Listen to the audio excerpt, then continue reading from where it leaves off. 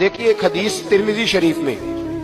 نبی پاک صلی اللہ علیہ وسلم نے فرمایا کسی بیمار کو دیکھ کے یا کسی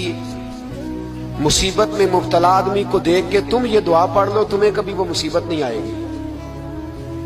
کیسی خوبصورت دعا ہے۔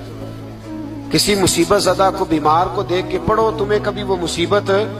الحمدللہ الذی عافانی مما ابتلاک بہ وفضلنی علی کثیر ممن خلق تفضیلا۔ اللہ تعالیٰ کا شکر ہے جس نے مجھے اس مصیبت سے عافیت دی اور اس بیچارے کو یا تجھے اللہ نے مبتلا کیا اور اللہ نے مجھے اپنی بہت ساری مخلوق پہ فضیلت دی ہے، یعنی اللہ نے مجھے بڑا اچھا رکھا ہوا ہے یار، میں تو الحمدللہ بڑا اچھا ہوں۔ دیکھو بیچارہ، یعنی یہ دعا بھی ہے اور اپنے اوپر شکر ادا کرنے کا ایک اعلیٰ حضرت فاضل بریلوی